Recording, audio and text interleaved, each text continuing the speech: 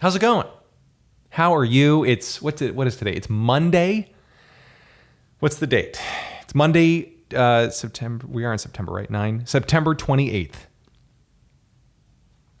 I don't know. You don't need to know that. I think that's more for me. I need to remind myself what days are now. I've lost track. I don't know. I don't look at my calendar anymore. There's no need to. That's something it's not like I was really busy with calendar events before COVID, enough so that I didn't have like a secretary, someone, managing it for me. Although wouldn't that be great? Just to have a secretary to manage an empty calendar, just so I could say, what do we got on the docket today? And then someone just to roll their eyes. Nothing. Same as yesterday. But it would be nice just to have, that would be a constant reminder. I think if you're dealing with that kind of money, then that secretary is that's just for you. That's like a status symbol, I think, to have that person just to remind you, no, you don't have to do anything today. You're good. You got nothing going on. That was, pre-COVID. And then, with the pandemic now, everybody's just kind of whatever, what are days? I did do something. I do know what day it is. Today's Monday because I actually did something this weekend, which blows my mind. I called my parents. No, I actually did. I did do that. Trying to get better at that. Trying to, call my family a little bit more often than never. But I think, you know what? Actually, I think this is great that my dad doesn't text back frequently. He's not like a bad texter or whatever. I know he receives them because we'll talk about them later. But I think this is brilliant. He doesn't respond all the time. So then when we actually talk on the phone, there's something to talk about. And I think this is why the phone gets such a bad rap for most people. So many people are like, oh, I don't talk on the phone. I hate talking to people on the phone. Don't call me on the phone. I don't call people on the phone. I don't know. That's like a poor man's Donald Trump, I think, impression. That was unintentional, but I don't. Maybe he might just tweet me. I don't call. I tweet. I'm a big tweeter on the twit. Again, that's not meant to be him. It's a sad impression, is what it is. But hear me out. But I think this is brilliant that my dad doesn't text back all the time. So then we actually can chat on the phone. And I think the reason people say don't call me on the phone, I don't have a good conversation on the phone, is because they have had so many bad conversations on the phone because they're already tweeting or they're already messaging with the people that they're talking with. So there's no update. I think a phone call needs, a few bullet points. You need a few things to chat about. I also think, though, that it's okay just to have kind of this free ball conversation. I will usually cut it off if this is not my dad. It's just people in general that I talk to. I usually cut it off if it's complaining because that's no fun. I don't, if you start complaining, I don't know what to do with, I had a bad day, something bad. This is apparently the same person. I had a bad day, something bad happened to me. Let me tell you all about this bad thing that happened to me on this bad day. And I don't know what to do with that information. I'm certainly not going to listen to it. Only because, not that I don't care. I care about you, person who's talking to me on the phone or in real life. But I don't know, I don't think you're solving a problem, by just whining about it. I think you're just enjoying hearing your voice. And maybe if somebody else is listening, then that's validation that your opinion is important, and it's not. And I think you need to realize that. But yeah, anyway, so that's, I'll usually kind of hack it off if it's a complaining. Or, yeah, most of the time that's really it. And then there's really not much else to talk about because most people just like to complain a little bit. And that's not very fun to listen to on the other side. Because what am I supposed to do with that? I'm not your therapist. Go see a therapist if you're, if it's that kind of a thing. But if we're like problem solving, like, hey, Anthony, what do you think about this? Let me ask you, let me get your advice. Now, to be clear, no one has ever said that on the phone or in real life. And I don't think they will. But that is then an opening for a conversation. Or what do you think about this? Again, no one's ever asked. But this is why I have to go to the podcast, because I have thoughts and ideas, not very good ones, but they're there. And I need to tell people about it. So anyway, that's why I think people don't want to talk on the phone, because they've had so many bad conversations that it's ruined it for them. Because I think some people, they've had too many complaining conversations, they've had too many just dumb conversations. But I think though that, even you don't have to be necessarily attacking a problem just to have a good conversation, or to find an answer to something to have a good conversation. I think you can even have a good conversation if it's like, what do you think about this? Well, this is what I think about that. Well, what about you? Then it's a little bit more back and forth, and it's not like, again, it's not like it's totally prescribed, hey, we got to talk about this, that, and the other thing. But I guess I'm really just rolling out rules and regulations for if you ever have a phone call with me. That's kind of what this feels like. But yeah, okay, so where were we going with this whole thing? I did something. Yeah, that's right. Oh, my dad. Okay, I did call my parents, or at least I talked to my dad last night. That was great. But the brilliance there is he doesn't respond to text messages frequently. So then we actually have things to talk about. It'll get the conversation started, and then we can, go from there. But that's one thing I did this weekend. It wasn't the thing. I actually went outside on a Saturday in the afternoon. This is big news. I went and saw live comedy.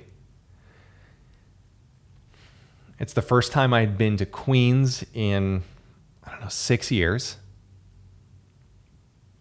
But I went and saw my friend Jason Chatfield. Actually, he was a guest here on this podcast a few weeks ago. I think it's the episode titled Diarrhea on a Yoga Mat. It's very poetic. But I went and saw it. So I went out there to support him, got to listen to his comedy, listen to his act, and it was his first time getting up, I think, in 30 some odd weeks, which is a long time. But anyway, he was absolutely atrocious, but everybody else was phenomenal. No, Jason, I'm just giving you shit. No, he was great. And the show was great. The sound went out right before my friend got up to do comedy, which was phenomenal. So here's the setting. We're in an outdoor park. I don't know why I had to say outdoor. I think if I had just said park, you would have understood that it was outdoors. I get either indoor parks. That's kind of weird, right? It'd be like a specific kind of park, like a theme park or like a mall. But I don't know why I had to say outdoor park. We're not indoors. Okay, outdoor park. And it's actually kind of cool. It was nicely done. It was set up in I think it's called Little Athens or something, Little Athens Park in Astoria. And there's a few Greek columns, and it actually had kind of a stage setup. It looked like it was built for this. No power, obviously. They took the Greek thing very seriously. No electricity. And everybody working at the park was on strike. But they were drinking wine, so how bad could it be? But the show was good. But the sound went out because I think the host of the show had a battery-powered speaker, and that conked out. So the second half of the show was done in a very shouty style of comedy. But it was good. It was nice to see people out and about. Very much, I don't know. It was interesting to see kind of who was socially distancing and who was potting or, who was potting with who. I use that. Is that what their kids are calling it? Quarantining, I guess is the phrase that pays. But there was, little pockets of people, a couple here, a couple there, 32 Dominicans in the corner. But it's nice that they're all staying together, quarantining together. They were actually pretty funny. There was one moment during the show when a basketball came flying over the stage, and the group of people There was a large group of people. I think they loved comedy because they were about to fight whoever threw that basketball over the fence. They kept the basketball. That's what I love. They loved comedy that much that they didn't want this interruption to happen again. And how many people out there, how often have you ever seen somebody willing to fight, an audience member willing to fight to keep a comedy show going? Most of the time it's somebody in the audience that's either heckling or ruining the show. But this crowd, man, they were serious about it. They didn't want anybody. They didn't want anybody getting in between them and the jokes. Another basketball came around. Another basketball came over the fence, and I think I saw a gun. I think I saw somebody pull a gun and threaten a child. But that didn't really happen. In case anybody takes this very seriously, please understand this entire podcast is a joke. The names are made up, but the situations are real. Okay. So yeah, I saw live comedy. It was great. It was good to see other comedians out there doing things, telling jokes, bringing joy and laughter into the world, putting smiles on people's faces. Oh, man. I mean, I had to go all the way out to Astoria to do it, but it was fine. It was good. And then my buddy Jason, same guy that got up there, came back to my place and did stand up or sit down, I guess, on a Zoom comedy show. Just because I've got like a rig set up for it and everything. But yeah, it was good. It was good to see comedy. It was good getting out, seeing people. Yeah. COVID hasn't won yet. We're still putting up a fight, darn it. I do find so there's a new rule in New York where restaurants now have to serve food with drinks, which I know it's kind of common in a lot of other places in the United States, and I guess maybe around the world too. I don't know, but I don't like it because it's implemented so differently depending on where you're at. I think it's up to the restaurant to determine what's a substantial amount of food. I was at one bar, outdoor patio kind of bar place, got drinks, and they said, "Hey, you got to get some food," and I just wanted to test it out. So I was like, Can I get the trail mix? Yeah, no problem. 2 beers. Actually, we got 4 beers and 1 pack of trail mix. It was like 2 ounces in size. Cost $20. But it was really good trail mix. No, it was terrible trail mix. What am I talking about? No salt in there? Come on. Had an Italian name on it and it tasted like grunt. Ugh. Worst trail mix I've ever had. Come on, guys. What are you doing? It's not worthy of an Italian name if it doesn't taste good. Incidentally, that's what I would put on my Tinder profile if I had one. I'm married, but if I had to get back out there, and I would end up with no dates. Really, that's how that would go. But okay, yeah. So that one bar thought that substantial amount of food for 4 drinks was a tiny pack of trail mix that we didn't eat. I went to a restaurant in Astoria, and spoiler alert, it was Greek. Why is every restaurant in Astoria Greek? I mean, is it as simple as there were a lot of Greeks there at one point, and maybe still are? I don't know. That's a serious question. That's not me intentionally trying to be stupid. I don't have to intentionally try. I'm just stupid. But yeah, and I was like, well, can we just get the fries and the Brussels sprouts? It's technically a side order, but I thought maybe 2 of them, $20, in food. Maybe they're just doing it and he said, no, it's got to be an appetizer. What? Okay. And then I got the calamari, which was cheaper, and I think it was going to be less food, less caloric than fries and fried Brussels sprouts. Incidentally, the calamari is pretty good, but that's not the point. What's the point of ordering food? Or what's the point of a law requiring that restaurant patrons have to order food with drinks? Is it just so that they don't get hammered? Because you don't have to eat the food. I've been there. Or is it just, what's the point? Because we ordered, the item that we ordered, just because of where it was on the menu, was, I think, less caloric and cheaper than if we order 2 items in the sides menu. I don't get it. I don't think I'd go back to the restaurant because of that, and also the pen exploded on my friend, on Jason, and it got all over his shirt. But anyway, yeah. Like, although the waiter was really funny, so that actually might tip it back, and then maybe I would go back. And the calamari is pretty good, and we did have 2 of the best mojitos I think I've had in maybe even ever. Like, they were really good mojitos. Okay, maybe I'm back in favor of this restaurant, despite the fact that they do this stupid thing of qualifying food based on the category that it's in. You can't just get 2 different sides. You have to get 1 appetizer. And it's okay. Anyway, I'll get off of that. But it's new law. I love just testing out what restaurants are doing with it. And I don't know. It's just kind of funny. Trail mix and 4 beers versus 1 little thing of calamari and 2 mojitos.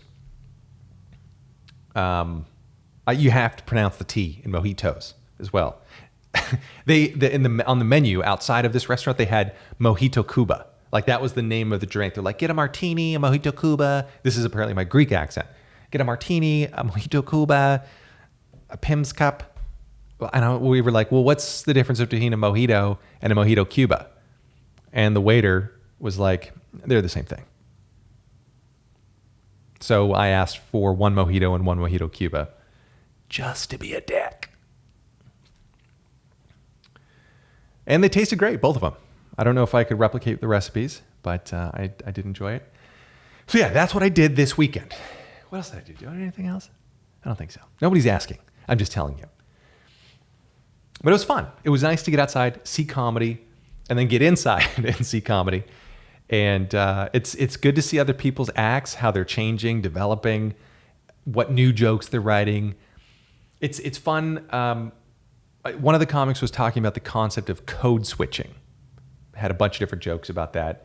And it's a term I've heard before, but I'm not overly familiar with it. So I learned something. And I like that. I like seeing comedy because not only do I laugh and it's fun and I love it, but you get to kind of, sometimes you learn new things. It could just be a cultural thing or whatever. But that's one thing I appreciate. And I kind of look, again, but pre-pandemic, I kind of look at the road comic, the idea of a road comic in some sense is kind of like a little bumblebee, bouncing around from place to place, cross-pollinating. They pick up a little pollen here, maybe a cultural joke if they're New York based about something, something a little more edgy, a little edgier, and then they bring it, across the country. And that idea, I'm not saying it like takes hold and everything else, but you can kind of, in the same way that I saw some guy talking about code switching. I'm like, well, what's that? That sounds interesting. And then he started telling jokes about it. Now I know, and maybe, if he's on the road eventually and telling other people it's kind of cool. And that maybe they're like little cultural bumblebees, I guess. I like that is it romanticization? No, that's romanticization. Damn it, Anthony, you're gonna have to figure this out. I'm romanticizing it. How about that? I don't know what the noun form of that is, or maybe I just can't pronounce it. Romanticization. If I say it quickly enough, or maybe I can edit this in post. Maybe I'll fix it in post. My favorite 4-letter phrase. Yeah, we'll fix it in post. Never gets fixed in post. I'm not going to fix it. I'm just going to leave it all in there to show the world exactly the limits of my vocabulary. Okay. So yeah, that's what I did this weekend. What else?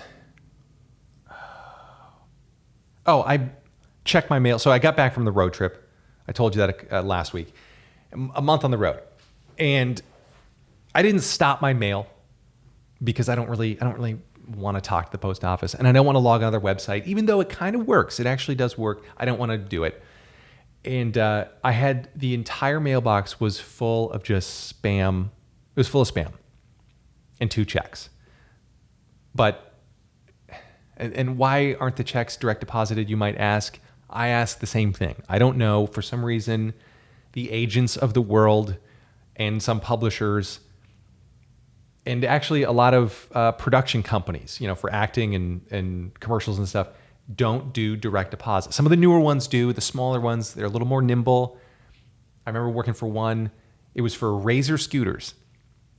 And I got that check right on time. It was just direct deposited. I had to just submit one form online.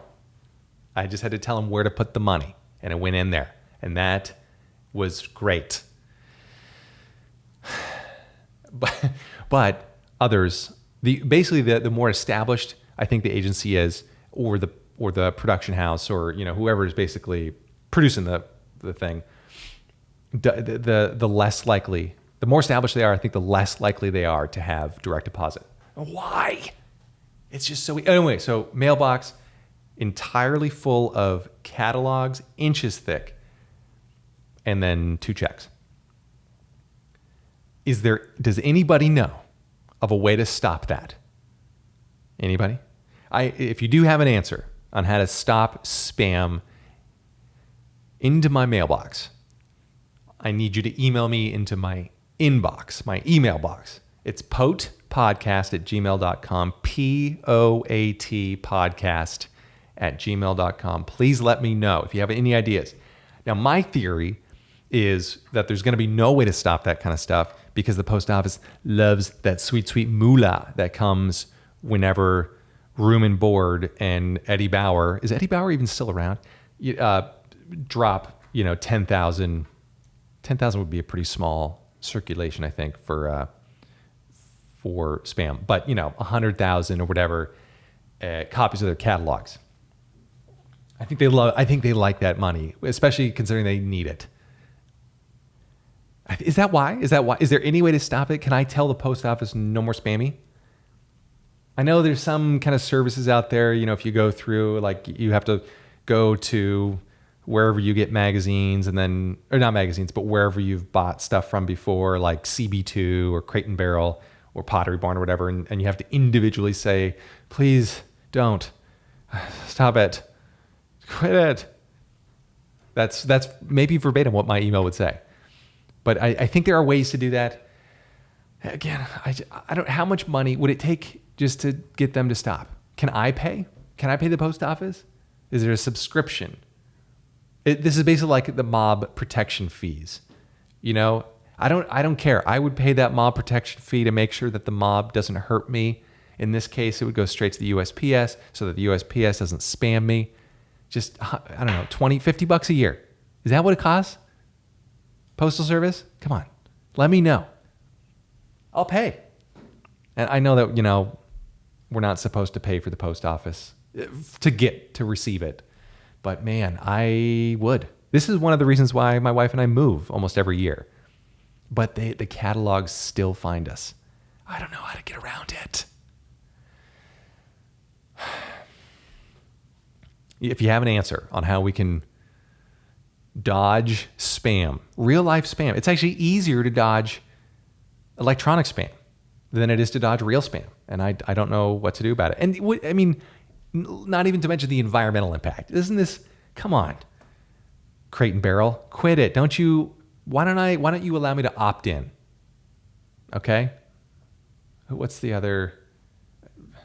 Vintage Vine? No.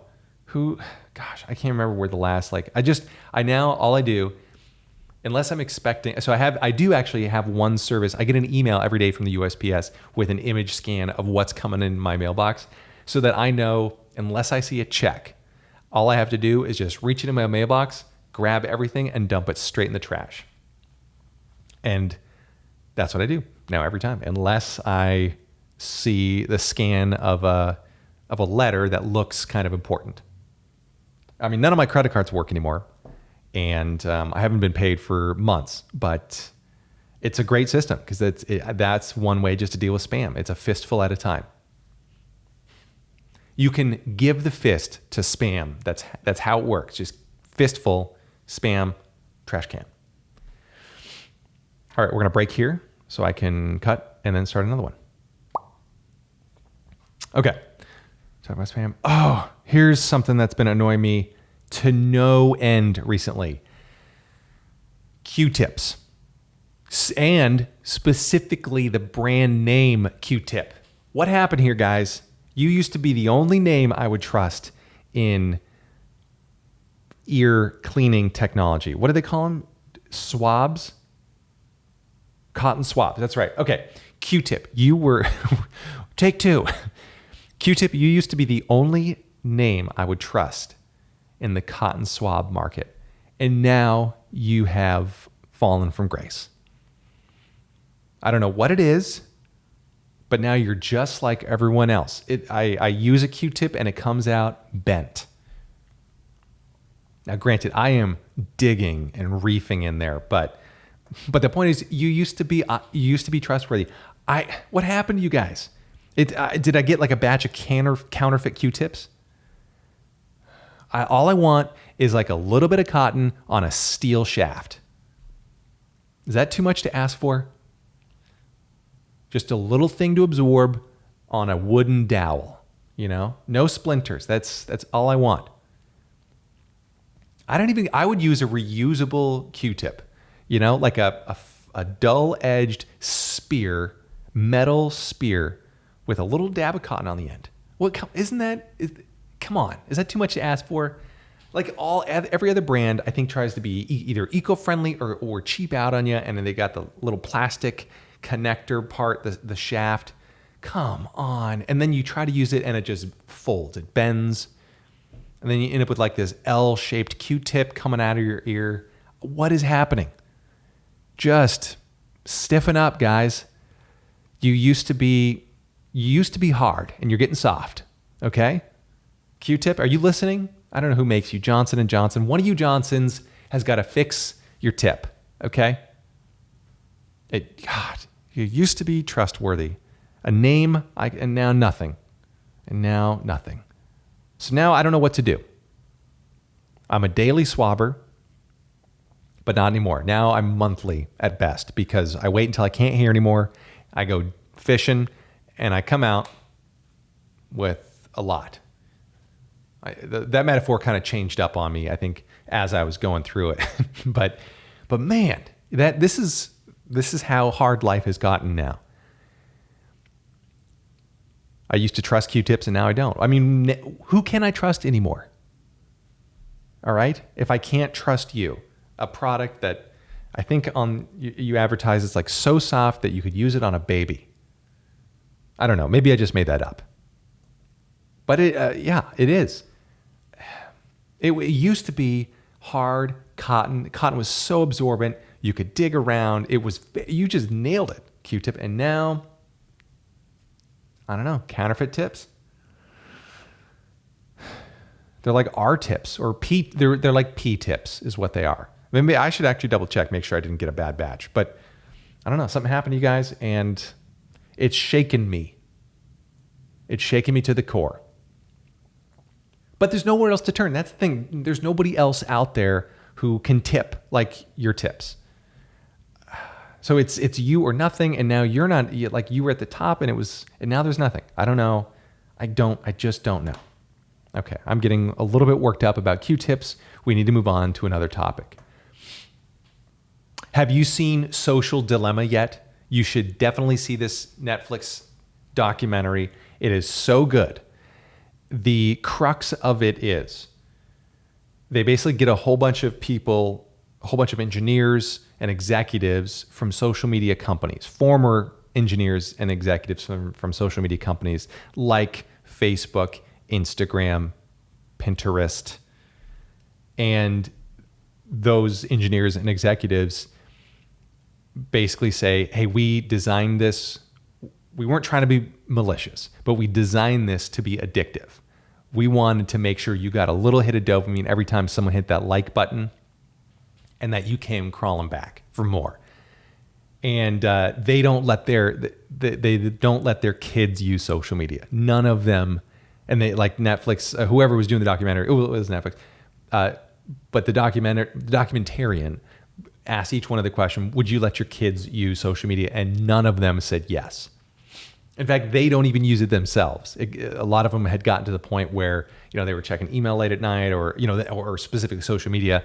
And they're like, I feel like a drug user. I need to not do this anymore. And so they got off of social media. And I thought that was interesting. In fact, one of my favorite cameos on it was from one of my favorite authors, Jonathan Haidt, or Jonathan Haidt. I don't know the correct pronunciation, but it's Haidt.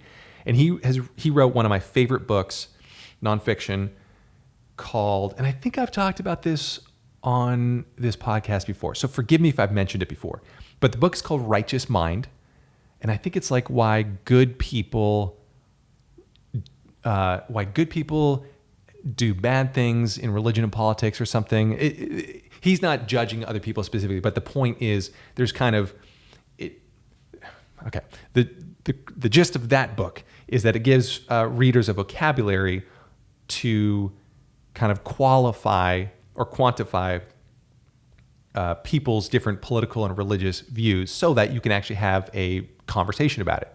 And the examples in the book are like someone who's very liberal on one topic trying to talk to someone who's very conservative on a different topic, and why, and those might align to specific political parties, and how you can't really have a conversation because what's important to you is not important to that person. Anyway, so basically the book tries to give people a framework to facilitate a kind of cross-party or cross-value facilitated conversation from people who differ in values or parties or whatever. Okay, anyway, but he was on The Social Dilemma, and his 2 points, actually his 1 point, he had 2 points. First one was he pointed out that this isn't funny, by the way. So if you, this is a little bit less entertaining than most of the rest of this podcast, but I just found it totally fascinating. So skip this if you want to laugh, and listen to it if you want some sobering, I guess, information about social media vis-a-vis young girls specifically. And I think they were in the United States, but the numbers, or the thing he was talking about was the rates of non-fatal self-harm, like cutting oneself, and the rates of suicide for both preteen and teenaged girls. And I think this was U.S. specifically, I assume, I don't know. But those rates have skyrocketed since 2009, which is basically the measurement of like, those girls were the first generation to grow up with social media around them all the time. Like when I was a kid, we had Snake. That was our social media. And you couldn't do much with it. I could hold my phone and I say, look how far I got. That was our social media, was, hey, here's how far I got on Snake. How did you do? Show me your Nokia candy bar cell phone that we have 0 minutes and 40 text messages a month that I burned up in the first day just to say, hey, Mom, can you pick us up from school? I'm over at this side of school. Anyway, but yeah, so that's Jonathan Haidt's, one of his first points is this is not good for girls. And I don't know what the point of is looking at girls specifically. I don't know if the numbers were different for boys or whatever. But anyway, that's just one thing he talked about. The second thing I thought he had a very interesting point was, he's like, if you do want to allow your kids to have social media, and his thought was not until they're 16, but if you want to give it to them earlier, maybe ask them what's an appropriate amount of time to spend on social media per week, and they might actually come up with a reasonable answer. Because I think if you ask anyone, hey, how much time do you think is acceptable to spend on social media per week? Maybe they would say, I don't know, 2 hours, 4 hours. Because I don't even know. But then, like, if you actually do the screen tracker thing on your iPhone, and it's like, dude, you spent 4 hours just today. So that's, but anyway, I like that idea. Actually having a conversation with your kid to find out, what they think is appropriate, and then hold them to it. I mean, I don't know if they know what time is when they're 6 years old or 8 years old or whenever they first get cell phones, but I don't know, 6 hours per day? No, kiddo. 6 minutes a year? I don't know. I don't know how kids talk. I don't speak to children. I don't have children. That's why. But anyway, go watch The Social Dilemma. It's so fascinating. It's an in-depth take on social media from people who built it, including they interview longtime serial entrepreneurs and investors in Silicon Valley. And it's fascinating. I loved it. Granted, it's a little bit of confirmation bias just because I got off of almost all social media this year. and loved it. And so it was nice to hear, like, oh yeah, this is just a confirmation bias of why I did it, and it's great. So anyway, if you love social media, then you may not like this, or you may find it fascinating just to see, if you're open to the idea. So, okay, that's the end of that. You can now stop fast forwarding. We'll get back to our regularly scheduled nonsense. Okay, what did I kvetched? Oh, the new, what are we going? I talked about the post office. I did that. I talked about Q-tips. Oh, yeah, social dilemma. Yeah, so we're pretty good here. I want to drag this out as long as I can because I miss you. I do miss that. That's one thing I miss a little bit about going outside is I don't get the high of canceled plans anymore. You remember that? When your friend would text you, hey, any chance we can push? And then you're like, oh, yes. Oh, yeah. Yeah, there's a chance we could push. Yeah, how about to never? Oh, God, I missed that feeling. Oh, that was such a good feeling. But we don't get that anymore because we're not going outside. Although I guess some of you are because there's like spikes across the country. I don't know, I haven't checked, but someone was telling me there's spikes everywhere. Even New York now is kind of backsliding a little bit. What are you guys doing? Just don't. Because the sooner, anyway, I'm not going to whine about that. I'm sure you're so self-aware and you feel so guilty about what you're doing that you're willing to quarantine and stay inside a little bit. I shouldn't really talk. I just went on a month-long road trip just to spread COVID. So very sorry. That's the teapot, the pot calling the kettle black right there. Okay, here's an interesting conversation for comics out there, or actually for anybody. So I was working out some new material and specifically related to Zoom. Okay. And Zoom, in my joke, I was kind of anthropomorphizing as an abusive boss. All right. Kind of a dick. And a fellow comic was telling me, you got to be careful out there because someone in your audience might get triggered or might get offended because they might have been in an abusive relationship. Okay, so first of all, this comic may have misinterpreted. I think it's important that it's an abusive boss. Let's clarify this, and not an abusive relationship. If I anthropomorphized Zoom as like an abusive husband or abusive spouse or something, I could see. I just don't actually think that's funny. So I don't care. I don't think that's funny. So I think that one's a moot point. But as an abusive boss, and not like sexually abusive. Okay, let's be clear on that either, because I don't think that's very funny. But if it was an abusive boss and someone still took offense to that, I actually cut this comedian off, and I'm like, dude, I don't care. I don't care if somebody else gets offended. As long as I think it's funny and it's worth it. Now that's the question. I think that's what we have to measure here is the joke worth it? And in this case, I don't think talking about an abusive boss, again, non-physically abusive, basically just a dick boss, kind of like The Office. All right. I've anthropomorphized Zoom by like Zoom. I talk about how, I think I did this on my last podcast, but the idea of like Zoom, asking questions it already knows the answers to just to be a dick. Like, hey, I'm going to need the permission to use your microphone and camera. Yeah, we know Zoom. Why else are you here? Like that idea. But I think let's back up here and take a look at, should artists or creators, and comedians in specific, but in general, artists and creators, should we care if people get offended? And I don't think so. Again, I think we need to clarify, let's make sure, A, that it's funny and that the joke requires whatever the offending material is, and so it's funny and that it requires it. Maybe that's it. I mean, because I don't find like, oh God, I don't find racist humor funny. I find racial humor funny. Right? I think there's a difference. I'm not necessarily, I don't know if I'm comfortable to like dive into it right here, but there is a difference. I think one is like, the racist humor is like all these, specific ethnic group people do is this, that, and the other thing, versus racial humor is like, here's how this ethnic group might differ from this ethnic group, and aren't they both stupid for doing the thing that they're doing? Maybe. Again, I don't know. I'm just kind of spitballing here, but I don't know where I'm going. I think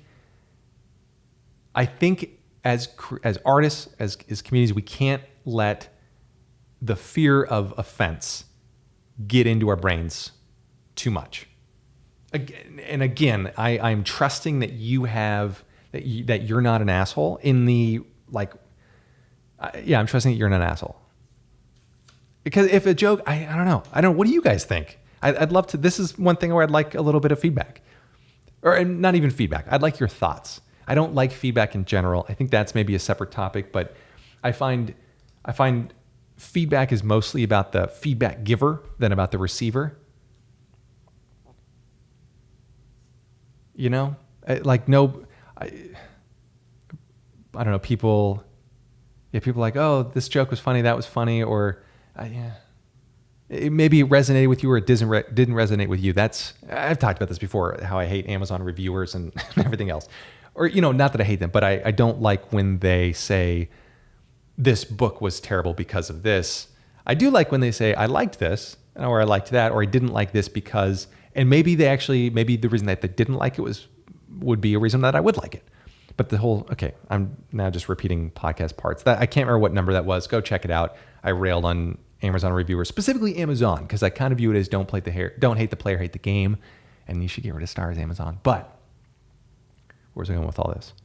Oh, offense. Yeah, I don't know. I don't want to offend people, but I'm also a pretty inoffensive guy. Like most of the stuff I say, I think is pretty, PC in general, just because I don't view myself as like a divisive, white people are always doing this, That's not what they would say at all, but that's what I'm comfortable saying in front of you. So yeah, I don't know. Because I think as an audience, you have to kind of meet the joke halfway, and you have to be open to it. Now, I do think, let's clarify, let's get vulgar. I think dirty material is okay. I think vulgar material is not okay. And there's a difference. A dirty might be talking about sex, or a lot of it is actually mostly sex. And I think that's fine. But it gets vulgar. I think there's a difference. I don't know. Again, I don't really want to dive into examples here, mostly because I don't know you well enough yet, and I'm not quite comfortable enough. I remember I worked with a guy who didn't like the P word. And I actually agree. I think the P word, especially the way most people use it, is vulgar. I feel like I'm not going to be able to have a conversation about this well without filling you in with some details. And I don't know if I want to do that. I think I want to keep this one a little bit lighter. I hope you don't mind. I might get hopefully, I don't know, maybe that's a great thing. Maybe it's not. Leave me a 5-star review if it is great. But yeah, I don't know. All right. So the difference between dirty, vulgar, that's, I'm going to have to table that one for future podcasts. I think that's going to be important to dive into later. What else is going on? Oh, okay. So here's something. Lately, because it's voting season, or it's presidential season coming up here. Voting is let's see, October, November. It's October. It's like a month and a half away, less than a month and a half. It's like a month and a bit. It's coming up really fast. Anyway, go vote. And at the end of this podcast, I'll tell you exactly who to vote for. Okay. But suffice it to say, I have real strong opinions on who you should vote for, and I will tell you exactly at the end of this podcast. So stick around. But first of all, make sure you do go vote. That's important. because even if you think you're in a blue state or a red state and it doesn't matter, it does matter. Because even if your party or your color, even if your color doesn't win your state, it will become, your vote becomes a statistic. And it's important because if everybody took the same, it's important because you might be able to slowly tip things in your color's favor. You know what I'm saying? Like if you're red and living in a blue state and you're not going to go vote because it's not going to make a difference, you think. Know that it will, because next year, or immediately actually after the polls close and they start the analysis, they might say like, wow, we got a surprising number of red voters in this blue state, and politicians might start to pay attention to that. So you don't know exactly how your vote will influence future analysis of the election. So do it. And actually, if you're a red voter, chances are you're already voting anyway, because you tend to mobilize much more readily than blue voters, which is partially why a lot of these celebrities are out there telling people to vote, because they tend to lean a little bit bluer, and at least as a huge group, and I don't know if you can really generalize, but I think it's fair to say that industry tends to be a little bit bluer. But it's also, they're trying to reach bluer people. So, because you guys listen to the media a little bit more, at least that form of media, and hopefully you don't vote as much. Blue people tend not to vote as much. So go get out there, do it. Vote for your person. Anyway, but the whole point, where was I going with this? I had some sort of point. Was it Kant and the categorical imperative, I think, where he said, treat all ethically similar situations similarly and all ethically dissimilar situations dissimilarly, ? I think, is that him?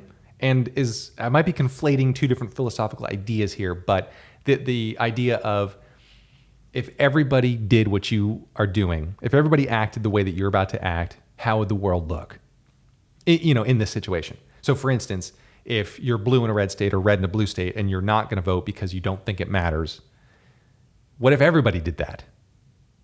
Everybody in your situation, right? So everybody who's blue in a red or red in a blue, how would that look? Then it would be a landslide for whatever color just happened to be the incumbent color. And then what would be the point? There's no point of even trying. So that's why I think it's important to go out and vote, because you have to. Go check if you're, what is the URL?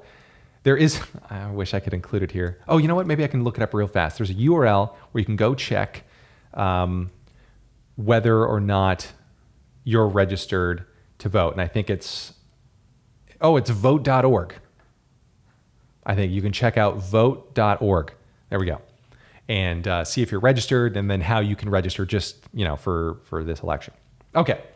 It's enough about voting. I think, why don't we end it here? And here's exactly who I think you should vote for, okay? For numerous reasons. All right, this is somebody that I think deserves the seat deserves the position. It's somebody I think has done a great job on the campaign trail, convincing people that his point of view is the right one. And I'm actually voting for this person as well. Okay, I'm a little bit nervous actually saying it, but I totally think you should vote.